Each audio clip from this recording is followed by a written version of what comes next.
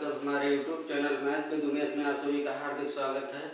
उम्मीद करते हैं आप सभी अच्छे से होंगे, बढ़िया से होंगे। हमारे चैनल को अगर आपने अभी तक सब्सक्राइब नहीं किया है तो सबसे पहले सब्सक्राइब करके उसके बेल आइकन को ऑन कर लो, जिससे कि कोई भी वीडियो हमारे द्वारा अपलोड की जाए सबसे पहले आप तक पहुँचे, आपसे सबसे पहले देख सकें।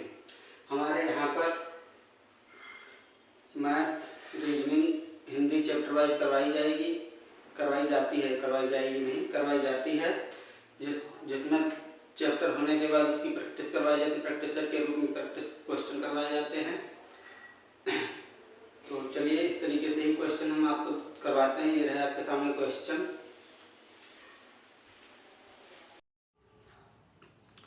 आपके सामने क्वेश्चन दे रखा है 15 अंडों के बेचने पर 3 अंडों की क्रय मूल्य के बराबर लाभ प्राप्त होता है। इस क्रय विक्रय में लाभ या हानि ज्ञात कीजिए।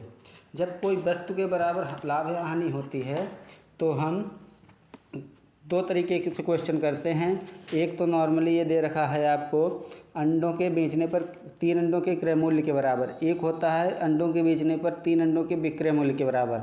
अगर क्रय मूल्य दे रखा है तो इसी को लाभ अमाउंट मानकर हम यही कर लेंगे, ठीक है। लेकिन अगर यही विक्रय मूल्य के बराबर दे रखा होता तो हम लाभ होता तो 15 से माइनस करते, क्योंकि लाभ इसी में शामिल होता है। और जब हानि होती है तो हानि को हम प्लस कर देते, क्योंकि हानि होकर आती है। तो चलिए क्वेश्चन करवाते हैं। ये रहा क्वेश्चन। यहाँ कितने का 3 का लॉस हो रहा है, 3 का लॉस हो रहा है तो ये हो जाएगा 3/50, मतलब 15% निकालने के लिए हम गुणा करेंगे 100 से। 3 से काटोगे 15 को 5 आएगा, 5 से 100 को काटोगे ये 20 आएगा।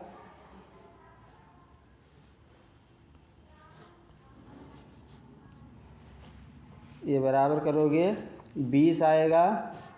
यही हो जाएगा कितने परसेंट लाभ हुआ है, 20% लाभ। हमारा आंसर क्या होगा, 20% लाभ।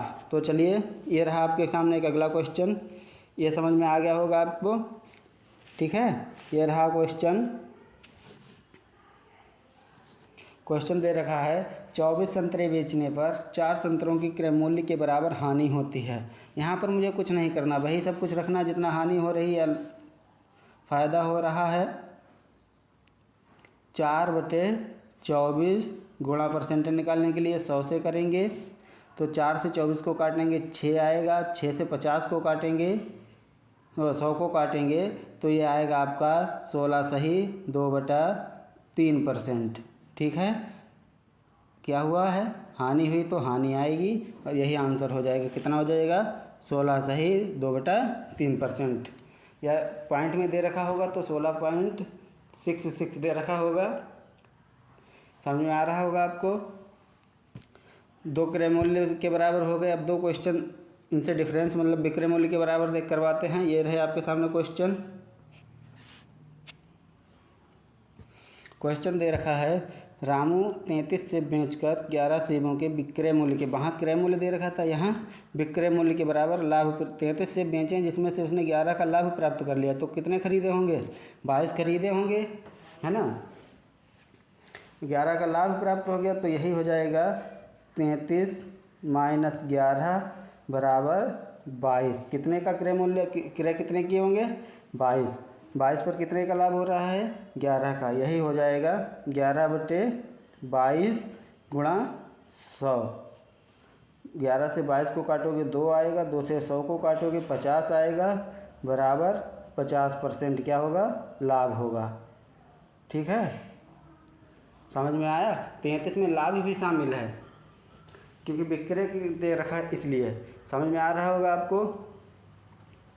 चलिए ये रहा आपके सामने एक अगला